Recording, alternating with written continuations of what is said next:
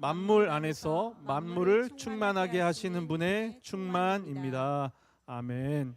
교회 나의 고민 나의 사랑. 교회 나의 고민 나의 사랑이라는 제목을 가지고서 함께 하나님 말씀 나누도록 하겠습니다.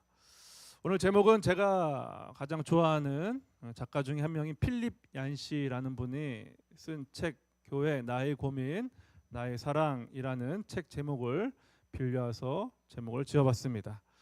여러분 신앙생활하면서 가장 많이 듣는 말이 있을 겁니다. 좀 교회를 좀 다녀보신 분들은 사람 보지 말고 하나님 보고 신앙생활하는 거다라는 말 들어보셨습니까?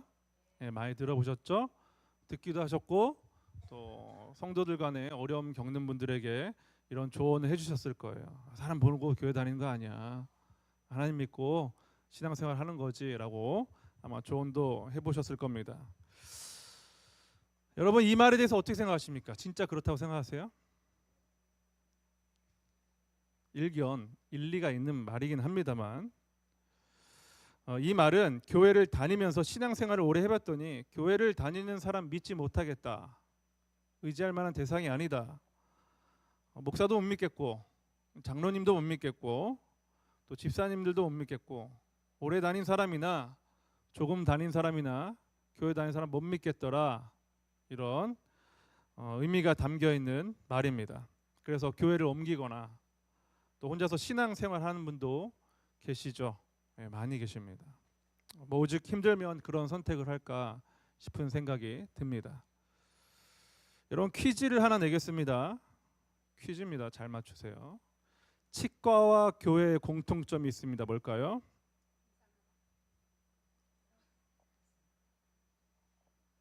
너무 심각하게 생각하시면 안 돼요. 다시 교회와 치과의 공통점이 뭐예요? 이상한 사람이 모여 있다는 겁니다. 이해되세요? 네, 이해 못하셔도 집에 가셔서 웃으시면 안 됩니다. 곤란합니다. 오늘 되게 중요한 말이에요, 이거. 여러분 치과에 이상하지 않은 사람 갈 일이 있을까요, 없을까요? 없어요. 아직도 좀 이해 못하셔가지고 심각한 분들이 계신 것 같은데, 큰일 났습니다, 이거. 여러분 옆에 계신 분들 한 3초만 지그시 바라보십시오. 어때요? 이상해요? 안 이상해요? 예, 안 이상해 보면 이를 이렇게 보여주세요. 충치를 보여주시면 됩니다. 여러분 이상한 사람들이에요. 그렇죠? 예, 일단 일요일 이 시간에 잠 안 자고 놀러 가고 돈 벌러 안 간 여러분 이상한 사람들이 맞아요. 이상한 사람들이에요. 어제 찬양팀 우리 친구들하고 밥 먹으면서 이야기를 하는데 이상한 이야기를 들었어요. 샤워를 하는데 불을 끄고 샤워하는 애들이 있다는 거예요. 또 둘이나 있는 거예요. 이상한 사람들이에요. 이게 테이블 한 테이블에 4개잖아요. 그렇죠? 우리 교회 넷이 앉았는데 저랑 우리 박유민이랑 또 그 용의자 2명 있었어요. 2명 있었는데 누구라 말을 못하는데 둘이 불을 끄고 샤워를 한다는 거예요. 처음 들어봤어요. 근데 넷 중에 둘이 그러고 있어요. 이상한 교회예요. 예, 근데 몸을 제대로 씻는 거지 의심스럽잖아요. 그래서 제가 씻냐 물어볼 수는 없어요. 제가 다른 분이 물어보셨는데 여자애들이었거든요. 남자애들이면 이해를 하겠어. 근데 여자애들이니까 이해가 안 됐어요. 그래서 알려주셔야 돼요. 우리 교회는 이상한 애들이 많다 이렇게 알려주셔야 돼요. 여러분 교회를 왜 오십니까? 네? 고치러 오십니까? 네, 그래요. 본질적인 질문을 한번 더 해볼게요. 왜 혼자 신앙생활하지 않고 이렇게 이상한 사람들이 가득 차 있고 그래서 교제를 하면 할수록 내게 상처 주고 아프고 힘들게 하는 사람만 있는 교회를 왜 다니냐 이 말이에요.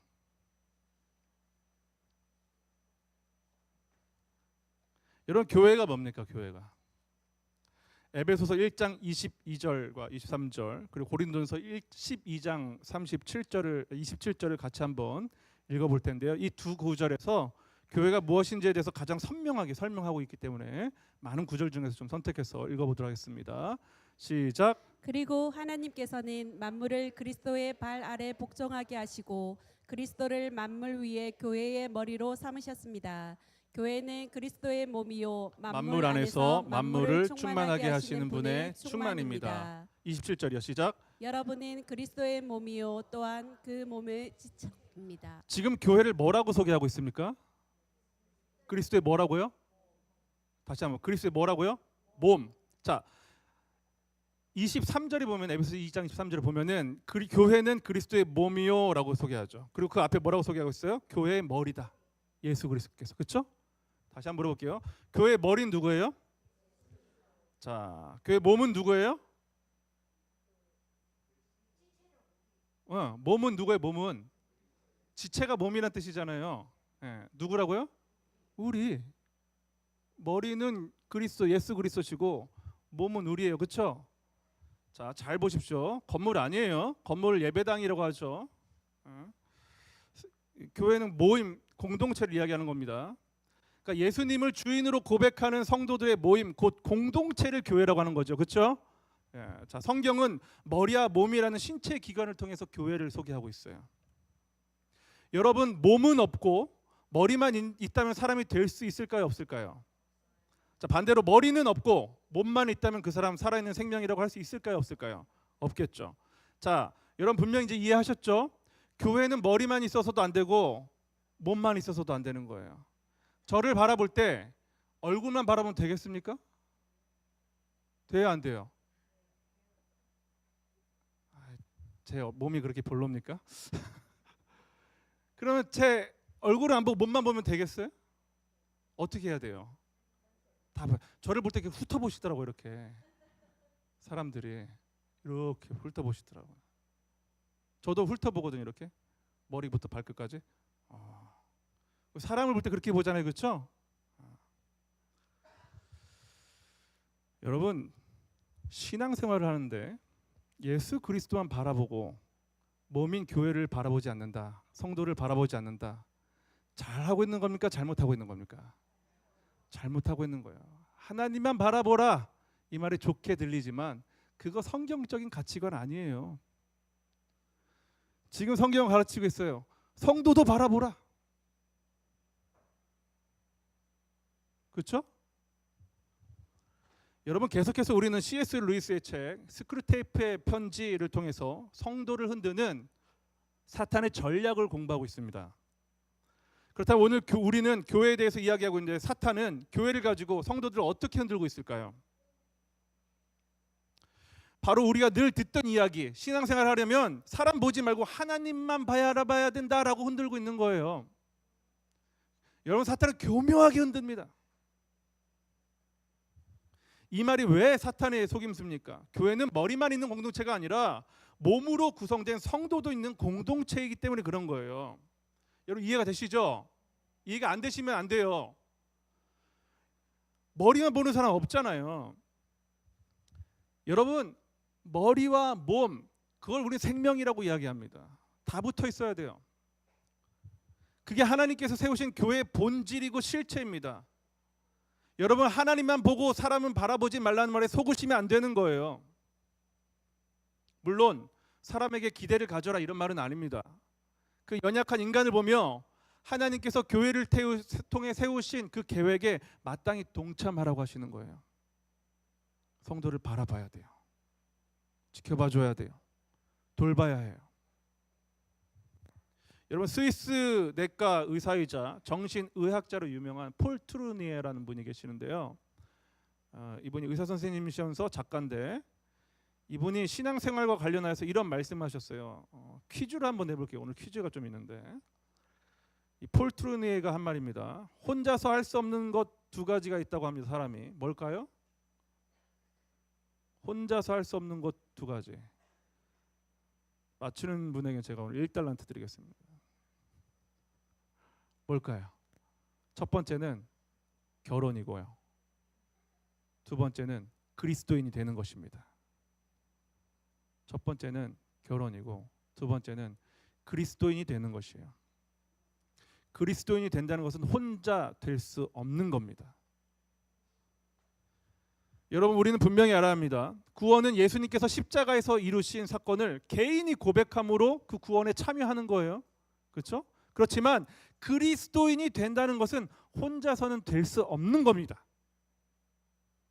그래서 혼자 산속에 들어가서 성경 보고 기도하는 것이 고상해 보일 수는 있겠지만 그것은 가끔 하는 일이어야지 성경에서 말하는 바른 신앙생활은 아닙니다. 그렇다면 신앙생활할 때 왜 혼자가 아니라 반드시 교회 공동체여야 할까? 여러분, 교회인이 누구십니까? 예수님이시죠? 예수 그리스도. 교회는 예수님께서 세우신 공동체예요. 피로 세우신 공동체예요. 그럼 예수님께서 십자가에서 죽으심으로써 교회를 세우셨잖아요. 그렇죠? 그렇죠? 자, 그러면 그냥 세우셨을까요? 심심해서 세우셨을까요? 아니면 목적을 가지고 세우셨을까요? 목적이 있다 이거예요. 목적이. 심심해서 세우신 게 아니에요. 그렇기 때문에 우리는 교회가 무엇인지 알려면은 예수님의 뜻을 알아야 돼요. 예수님을 보면은 교회가 무엇인지에 대해서 분명하게 알 수 있기 때문입니다. 마태복음 16장 18절부터 19절에서 예수님께서 제자 베드로에게 하신 말씀이 있어요. 아주 유명한 구절인데 같이 한번 읽어보겠습니다. 시작. 그리고 내가 너에게 말한다. 너는 베드로다. 내가 이 반석 위에 내 교회를 세울 것이니 지옥의 문들이 이길 수 없을 것이다.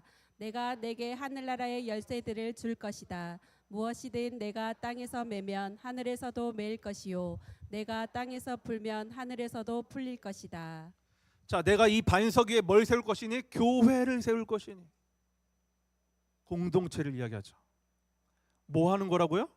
음부의 권세, 죽음의 세력, 지옥의 문들이 이것을 이길 수 없기 때문이다라고 말씀하고 계셔요. 즉 구원받은 주의 자녀들은, 공동체는 한 명이 아니라 복수들은 사탄의 방해를 받으면서 살게 되는데 그것을 이길 수 있도록 돕는 공동체에 속해야 한다라고 말하고 있는 겁니다.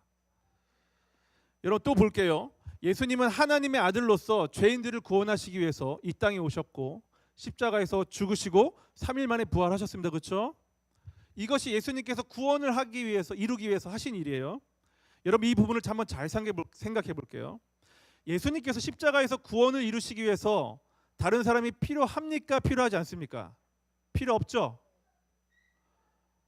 그런데 이 땅에서 예수님께서 이 땅에 계시는 동안 하신 일 중에서 가장 많은 시간을 들여서 하신 일이 뭘까요?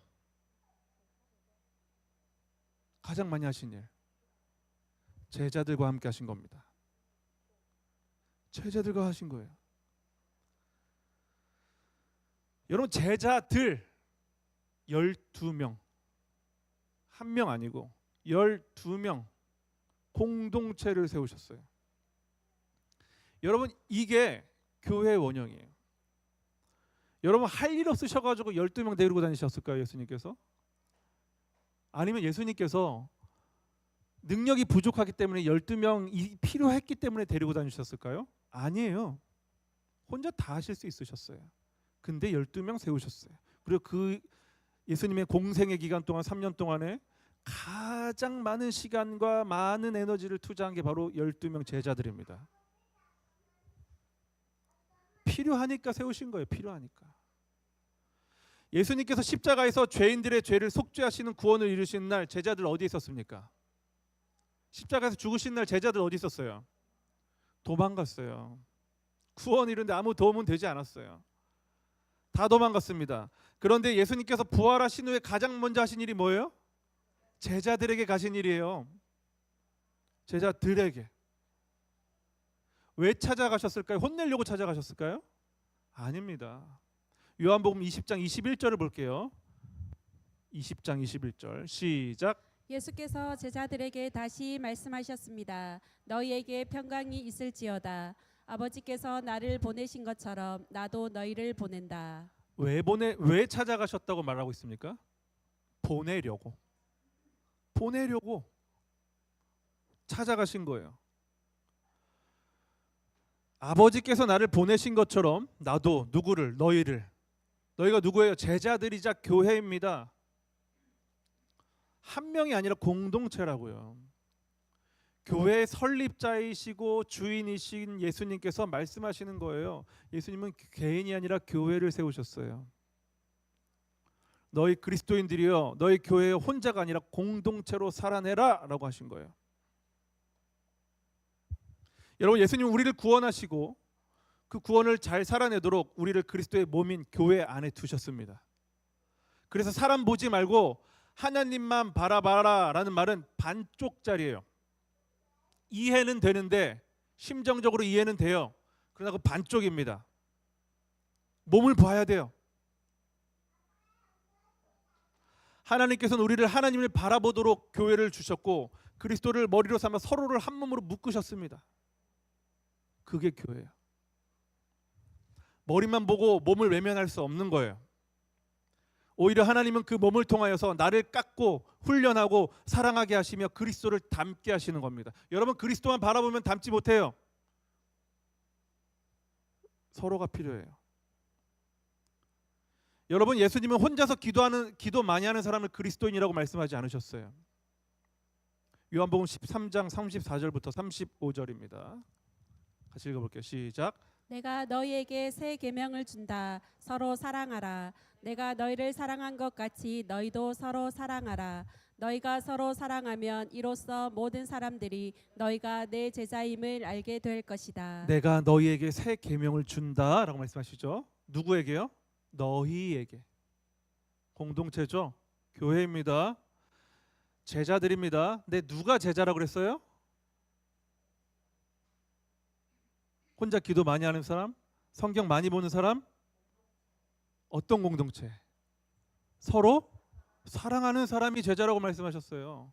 일방적으로 사랑하는 거 말고요, 서로 사랑이라고 말씀하셨어요. 그렇죠? 봉사 많이 하고 혼자 기도 많이 하고 성경 많이 읽는다고 제자 되는 거 아닙니다. 서로 사랑해야 돼요. 서로 사랑하면 이로써 내 제자임을 알게 될 것이다 라고 말씀하셨잖아요. 여러분이 가진 제자의 생각과 예수님이 가르쳐 주신 제자라는 개념은 다를 수가 있어요. 서로 사랑이에요. 교회가 필요한 이유가 여기서 아주 명확해집니다. 제자도 자체가 관계적이기 때문에 그런 겁니다. 혼자 고상한 거는 소용이 없어요. 제가 말했잖아요. 저 굉장히 혼자 고상하게 산다고 그랬죠. 혼자 사니까 고상하게 살아요. 한 번씩 가족들이 오잖아요. 안 고상해져요. 바로 안 고상해져요. 막 데시벨도 높아지고 잔소리도 많아지고 다툼도 생기고 그래요. 여러분, 고상해지고 싶으면 저처럼 혼자 사시면 돼요. 그러나 우리 주님 혼자 살라고 말씀하지 않으셨어요. 예수님께서 십자가를 앞두고 기도하실 때에도 이 뜻이 분명하게 나타나는데요. 요한복음 17장 21절입니다. 시작. 예, 시작.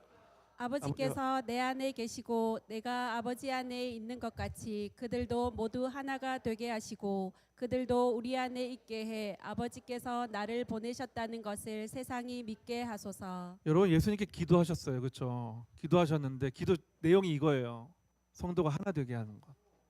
그럼 지금 우리 예수님께서 무슨 기도하고 계실까요? 이 기도하고 계시는 거예요. 성도가 하나 되게 하는 것. 사랑으로. 여러분, 이거 말씀은 개인에게 주시는 말씀이 아니에요.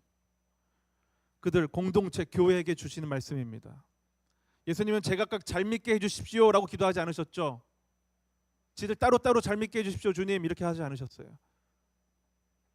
그들도라고 기도하셨어요. 믿음 생활은 철저히 공동체 중심입니다. 그런데 왜 우리는 하나님만 보고 사람은 보지 말라고 이야기합니까? 그것은 우리가 나 중심적으로 신앙생활을 이해하기 때문에 그런 거예요. 사람들이 절을 좋아하는 이유가 있어요. 절 다니는 거 좋아하는 사람들. 왜 좋아해요? 관계에서 비교적 자유롭기 때문에 그런 거예요. 자기 절 가고 싶은 날 가가지고 조용히 가서 기도하고 오고, 조금 뭐 좀 마음에 드는 뭐 남편 아내 친구 있으면 그때 무슨 오신 날 뭐 이런 날 할 때 가가지고 하고 편하잖아요. 얼마나 좋습니까? 관계 때문에 스트레스 받지 않아도 되고.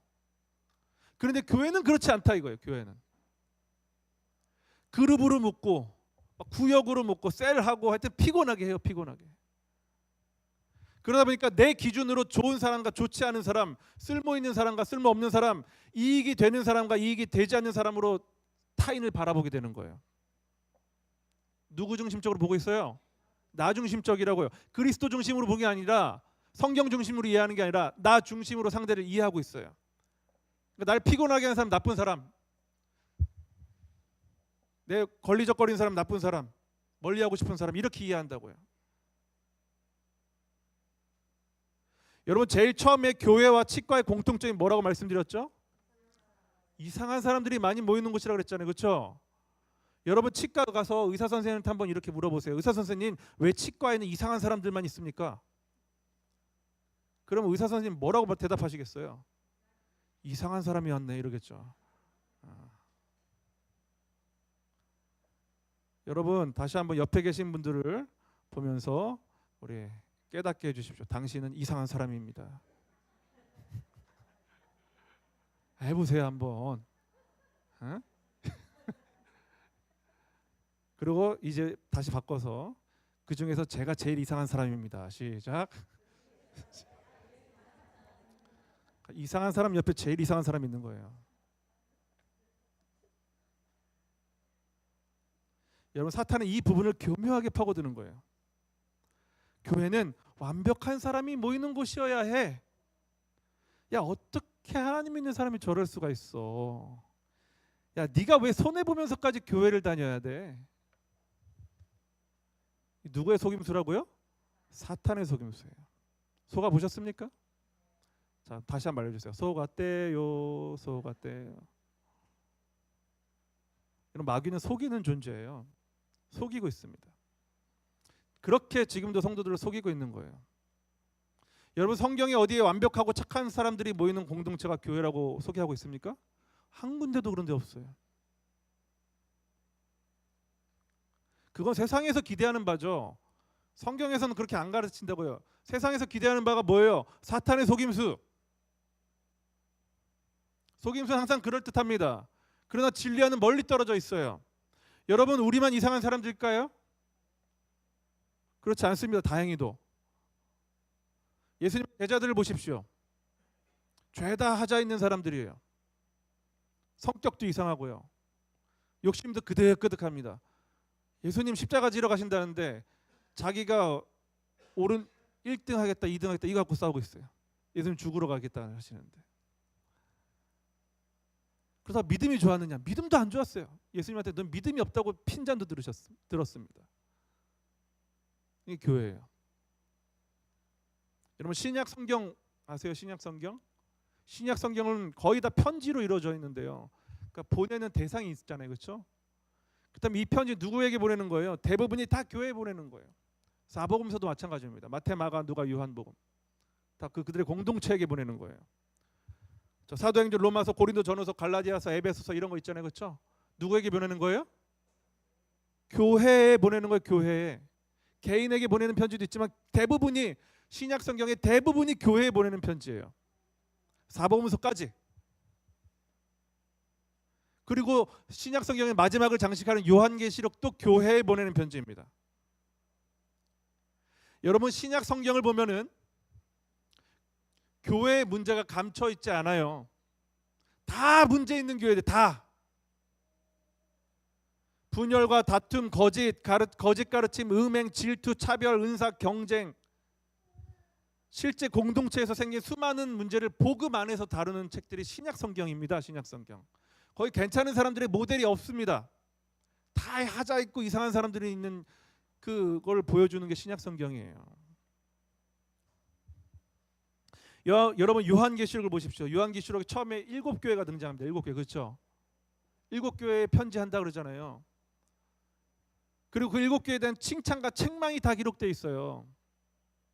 하나님 뭘 보시는 거예요? 교회를 보고 계십니다. 교회가 왜 필요한 것인지를 가르쳐주는 대표적인 구절 한 개만 찾아볼게요. 에베소 4장 12절 13절 아까 우리가 읽었던 말씀인데 시작. 그것은 성도들을 준비시켜 봉사의 일을 하게 하고 그리스도의 몸을 세우게 하시려는 것입니다. 그리하여 우리 모두가 하나님의 아들을 믿는 일과 아는 일에 하나가 되고 온전한 사람이 되어 그리스도의 충만하심의 경지에까지 이르게 합니다. 여러분 우리는 너무 구원에 대해서 개인적으로 한정하고 있어요. 무슨 말이냐면은 예수님 믿고 죽어서 천국 가는 게 구원의 전부라면 교회 필요합니까? 안 필요합니까? 전혀 안 필요하죠. 그렇죠? 근데 예수님께서 교회 세우셨어요? 안 세우셨어요? 세우셨어요. 이유가 있는 거예요.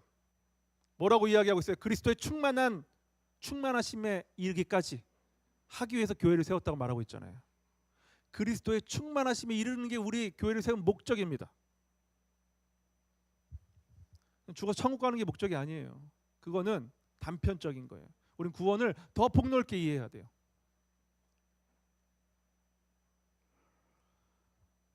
하나님은 하나님께서 만드신 피조물들이 그리스도의 충만하심의 경지에 이르게 되기를 바라고 계시는 거예요.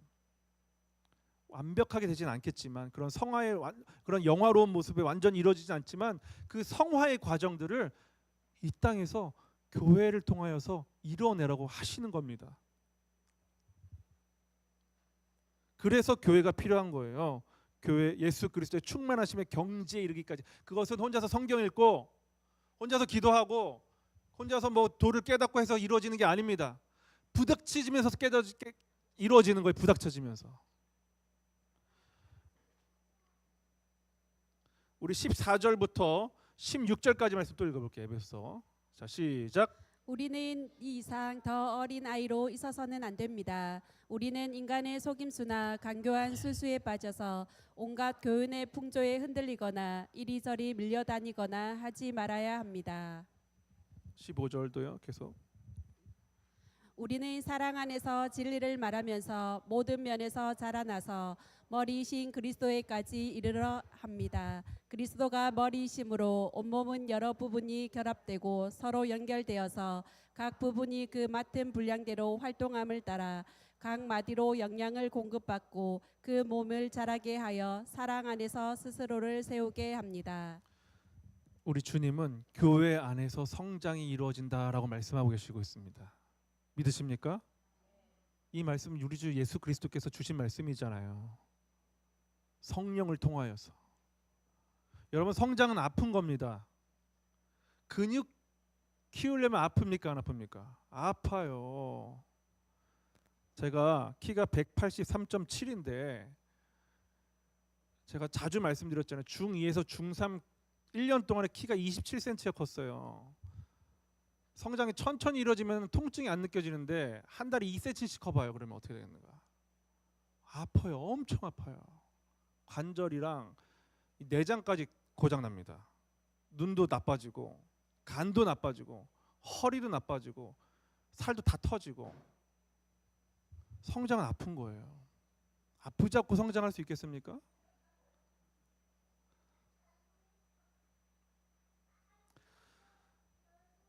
우리 예수님은 구원받은 하나님의 자녀들이 서로를 통하여서 그리스도의 분량에 이르도록 교회를 세우셨습니다. 자, 그렇다면은 목사가 할 일이 분명해지죠. 성도들이 어린 나이에서 장성한 분량에 이르도록 성장하게 돕는 게 뭘까요? 어떻게 도울 수 있을까요? 말씀을 가르치고 또 어떻게 해야 될까요? 성장하도록 교제를 묶어줘야 돼요. 목사가 할 일이에요. 저도 갈등은 피하고 싶습니다. 최대한 원만하게 지내기를 바래요. 그러나 그럼 성장이 안 돼. 그건 저 좋은 거지. 목회하기 편한 교회가 되는 거지. 그리스도인으로 자라나는 교회는 아니게 되는 겁니다.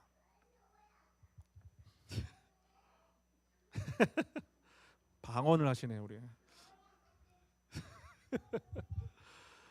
여러분, 제가 여러분의 마음을 편하게만 하는 목사라면 저는 여러분의 목사는 될 수 있지만 하나님의 부르심을 받은 목사는 아닌 거예요. 그 역할 하라고 저를 여기 보내신 겁니다. 여러분의 인기 없는 목사 되라고 하는 게 아니라 하나님의 부르심에 따라서 성도를 교제를 통하여서 성장할 수 있도록 장성한 분량에 이를 수 있도록 잘 묶고 훈련시켜서 하나님 기쁘게 해드려라 하고 저를 보내신 거라고요. 물론 일부러 갈등을 만들 필요는 없죠. 그러나 여러분, 이상한 사람과 이상한 사람이 만나서 공동체를 이루는데 이상한 일이 안 일어날 수 있겠습니까? 있겠어요? 불가능한 걸 기대하지 마세요. 그건 불가능한 일일 뿐더러 하나님은 그 이상한 사람들을 통해서 성장을 이루도록 설계하신 것을, 교회를 설계하신 것을 믿고 인정하셔야 하는 겁니다. 여러분, 말이 조금 이상할 수 있지만 목사의 역할은 갈등을 없애는 게 아니라 갈등의 현장으로 여러분을 집어넣는 거예요. 그게 제 역할이에요. 물론 중재도 하고 뭐 이렇게 저렇게 나서기도 하겠지만 지금 우리는 소그룹 교회를 무작위로 하고 있습니다. 말씀 듣고서 나눔을 하죠. 그렇죠? 제 근데 제 고민이 있어요. 성도님들이 많지 않으니까 막 수천 명, 수백 명 되면은 괜찮아요. 근데 많지 않다 보니까 이런 일이 생겨요. 나는 좀 누가 좀 불편해. 난 좀 이 사람이 없었으면 좋겠어. 난 이 사람하고 나눔하고 싶지 않아. 이 사람하고 교제하고 싶지 않아. 이런 말이 나온단 말이죠. 제가 다 듣습니다. 알고. 그러다 보니까 어떻게 해야 됩니까? 어떻게 하죠? 걔하나 괜찮아. 냅두세요. 저러다 말겠지. 10년 안에 멈춥니다. 제가 장담하는데. 우리 드럼 치는 온유, 승리, 우리 아들도 막 팔방 뛰어다녔어요. 지금 하라 그래도 안 해요. 지금은. 냅두세요.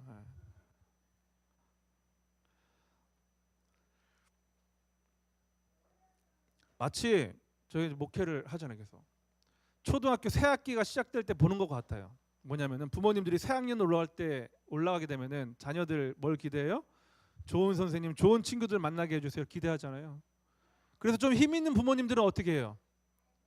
쓱 가가지고 선생님, 우리 아이가 얘 좀 싫어하는데 다른 반 되게 해주세요. 요 선생님 만나게 해주세요. 한다고요. 그리고 쟤는 공부 잘하고 집안 좋은 아이니까 우리 아이 함께 교제할 수 있도록 해주세요. 요거 하죠? 교회도 똑같아요. 물론 우리 교회만 그런 거 아닙니다. 저는 개척교회도 해봤고요. 개척교회 했었어요. 작은 삼각교회도 해봤어요. 그리고 중형 한 200명에서 500명 모이는 교회도 있어봤고요. 그리고 수천, 8천 명 정도 모이는 교회도 있어봤고요. 수만 명 모이는 온누리교회도 있어봤고요. 다 똑같아요. 나는 이 사람 때문에 교회 못 다니겠어. 다 똑같아요. 한 군데도 빼놓죠. 개척교회 할 때는 없었어요. 사람이 없으니까. 아멘. 믿음이 좋다니까요. 네가 목사해라. 이런 사진 좀 찍어주세요. 얼마나 이뻐요. 나중에 보면은 너무 이뻐요. 너무 사랑스러워요. 사진 찍어주세요. 이런 거.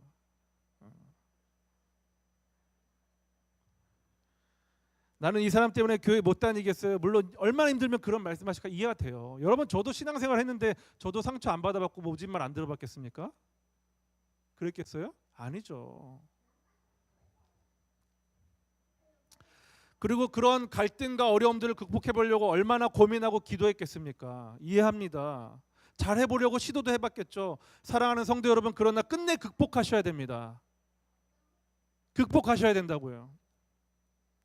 때로는 잠시 피하는 것이 방법이 될 수도 있습니다. 무조건 부닥쳐라라고 말하지 않을게요. 제가 그건 너무한 것 같아요.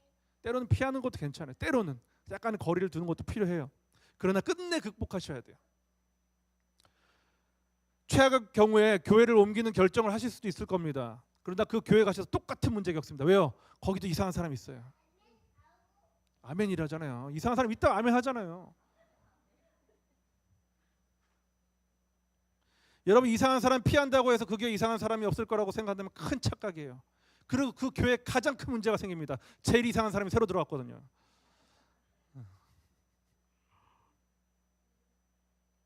여러분 나를 피곤하게 하는 인간들 때문에 교회 다니기 싫을 수 있어요. 이해합니다. 혼자 신앙생활하고 싶을 수 있습니다. 그러나 여러분 그 지긋지긋한 교회마저 한번 잃어보세요. 잘 될 것 같아요? 천만에요. 그동안 지키고 있던 믿음마저 한순간에 송두리째 날아가 버립니다. 여러분 교회 조용히 교회 다니고 싶습니까? 그건 내가 그리스도의 장성한 분량에 이르는 것에 관심이 없다는 말과 같아요. 성장하고 싶지 않다는 말과 같다고요. 부딪혀야 돼요. 그게 하나님께서 교회에 세우신 성장의 원동력이고 비결이고 교육 훈련 방법입니다. 신앙생활은 나 편하자고 나 즐겁자고 하는 거 아니에요. 그거 신앙생활 아닙니다. 그건 종교생활이라 불러요. 누굴 위해 하는 거예요? 신앙생활은 주님 위해서 하는 거예요. 주님 위해서. 여러분 천국에는 내 마음에 드는 사람만 있는 줄 아세요? 천국에는 예수 그리스도의 피로 구원받은 이상한 사람만 모여있는 곳이 천국이에요. 다 죄인, 다 구원받은 죄인. 누가 그러시더라고요. 주님 천국은 넓은 곳이라고 하시는데 이왕이면 그 인간과 멀찌감치 떨어뜨려 주십시오. 그래요. 그런 기도는 할 수 있을 것 같아요. 여러분 헨리 나우엔이라는 분이 공동체라는 책에 쓰인 말을 제가 소개하면서 오늘 말씀을 마치도록 하겠습니다. 여러분 이렇게 소개하고 있어요. 공동체는 결코 함께 살고 싶지 않은 사람과 언제나 항상 앞으로도 영원히 같이 사는 곳이다. 그게 교회다라고 가르치고 있어요. 사랑하는 성도 여러분, 주님만 바라보지 마시고 실망하더라도 서로를 바라보면서 악착같이 신앙생활 하시기 바랍니다. 악착같이 하셔야 돼요. 나만 이상한 사람에게 당하는 피해자라고 착각하지 마세요. 나는 그 인간보다 더 이상한 사람이란 걸 인정하셔야 돼요.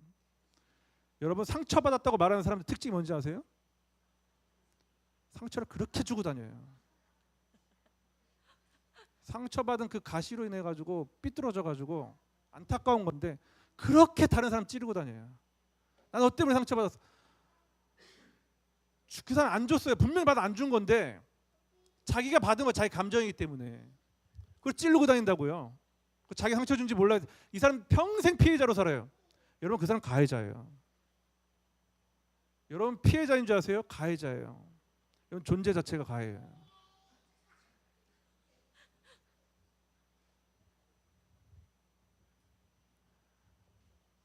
이 말을 좀 깊이 이야기하려면 좀 시간이 필요한데 그냥 하는 말이 아니에요, 여러분. 왜 존재 자체가 가해자가 되냐면은 제 자녀가 3명 있잖아요. 첫째 아이를 사랑하면 둘째, 셋째 아이가 피해를 당해요. 그냥 나는 첫째만 칭찬한 건데 둘째, 셋째가 아무 말도 안 했는데 피해자가 돼요. 그리고 첫째는 가해자가 돼요. 그렇죠? 이해하시죠? 자녀 키워보시는 분들 이해하실 거예요. 엄마 왜 나는 칭찬 안 해줘? 난 비난한 적이 없는데. 존재가 가해자라니까요. 제가 이 자리에 있으면 누군가는 이 자리에 못 있는 거예요. 그렇죠? 누가 봉사를 하고 있으면 그 사람 때문에 이 사람이 다른 사람 봉사를 못 하게 돼요. 어떨 때에는 우리는 존재 자체가 가해예요. 존재적 죄인이다. 존재적 죄인. 어떤 행위를 해서 범한 죄인이 아니라 존재적 가해자예요. 존재적 가해자. 첫 번째는 하나님께 가해자고 하나님 말씀을 어겼으니까 첫 번째로 하나님의 가해자고 두 번째로는 이웃의 가해자입니다. 그러니까 우리가 빌 것은 용서밖에 없어요. 그 용서받은 자는 감사 말고는 할 게 없어요. 미안해 감사 이 2개만 하면 잘 사는 거예요. 왜 저 사람은 나를 상처 주지 이렇게만 생각하지 마세요. 당신들이 준 상처가 더 많으니까. 차라리 회개하십시오. 상처받을 때 회개하세요. 나는 또 누군가 아프게 하지 않았나.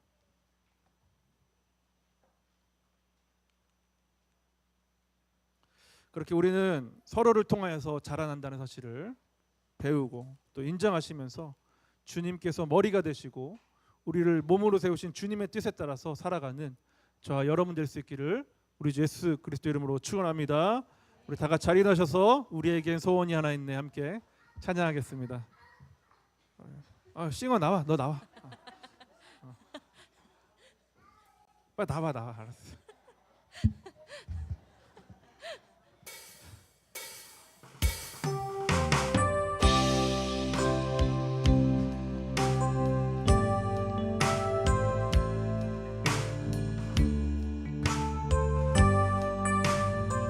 우리에게 소원이 하나 있네.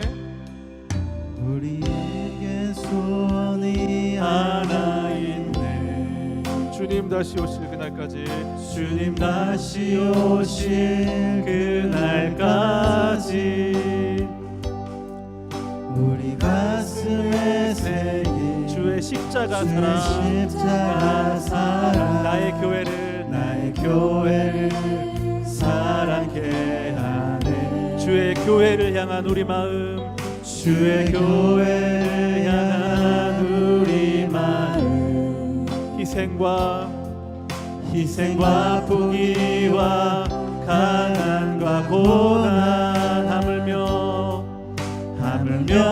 죽음조차 우릴 막을 수 없네. 우리 교회 이 땅에 임할 교회를 교회를 교회 되게 예배 되게 우리 사용하소서. 우리 사용하소서. 진정한 부흥의 날 오늘 임하도록 우리 사용하소서. 우리 사용하소서. 성령 안에 예배하리라. 성령 안에 예배하리라. 자유의 마음으로 사랑으로 사역하리라. 사랑으로 사역하리라. 교회는 생명이니 교회를 교회 되게 예배 되게 우리 사용하소서. 우리 사용하소서. 진정한 부흥의 날 진정한 부흥의 날 오늘 임하도록 우리 사용하소서.